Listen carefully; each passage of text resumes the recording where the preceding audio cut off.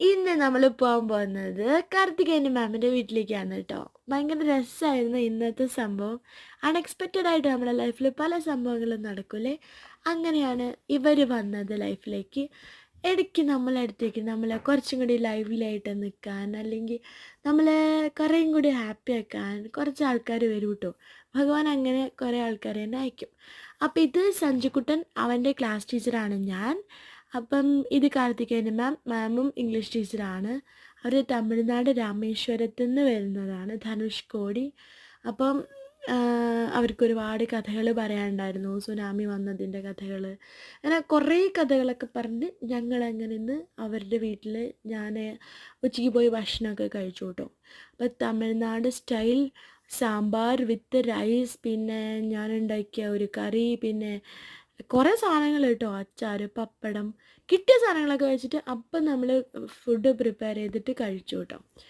അങ്ങനെ അപ്പോഴാണ് മാം എൻ്റെ അടുത്ത് പറഞ്ഞത്, ഇതിൻ്റെ ഏറ്റവും മുകളിലത്തെ നിലയിൽ ഒരു 1 BHK കിടക്കുന്നുണ്ട്, പോയി നോക്ക്, എന്ന് ഇങ്ങോട്ടേക്ക് ഷിഫ്റ്റ് ചെയ്യാമല്ലോ എന്ന് കേട്ടോ. അപ്പം നമ്മൾ ഇന്ന് അവിടെ വന്ന് നോക്കി. വീട് ഞങ്ങൾക്ക് നല്ല ഇഷ്ടപ്പെട്ടു. നല്ല ഭംഗിയുള്ള കിച്ചൺ, നല്ല ക്യൂട്ട് കിച്ചൺ, നല്ല രസമല്ലേ കാണാൻ. പിന്നെ ബെഡ്റൂമും അതേപോലെ തന്നെ നല്ല അടിപൊളിയായിരുന്നു കേട്ടോ. നമ്മുടെ സ്കൂൾ ഇവിടുന്ന് വിളിച്ചാൽ കിട്ടുന്ന അത്രയും ദൂരമേ ഉള്ളൂ, നടന്നു വരാവുന്ന ദൂരമേ ഉള്ളൂ. പിന്നെ ഇതാണ് ഹോളും നല്ല വിസ്താരമുള്ള ഹോളാണ്. പിന്നെ അതിൻ്റെ അപ്പുറത്ത് ഒരു ബെഡ്റൂമും വാർഡ്രോബ്, അതിലത്തെ മിററൊക്കെ എനിക്ക് ഭയങ്കര ഇഷ്ടപ്പെട്ടു. അപ്പോൾ ഇതാണ് ബെഡ്റൂം വരുന്നത്.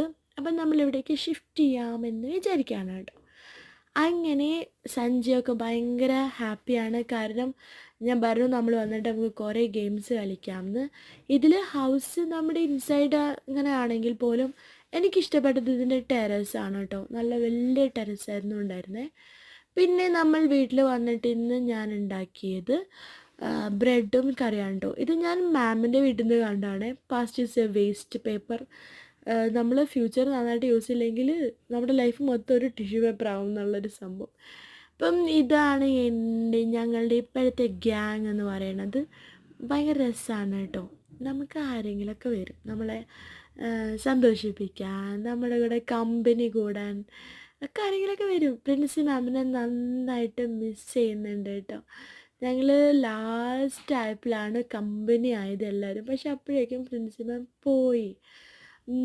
മാം ഇത് അറിഞ്ഞിട്ടുണ്ടെങ്കിൽ ഭയങ്കര വിഷമിക്കും, ഞാൻ കാർത്തികേയൻ മാമിൻ്റെ അവിടേക്ക് ഷിഫ്റ്റ് ചെയ്യാമെന്ന് പറയുകയാണെങ്കിൽ കേട്ടോ. കാരണം അവർ ഭയങ്കര കമ്പനി ആയിരുന്നു. ഞാൻ ഇപ്പോഴാണ് അവരുടെ ഗ്യാങ്ങിലേക്ക് വന്നത്.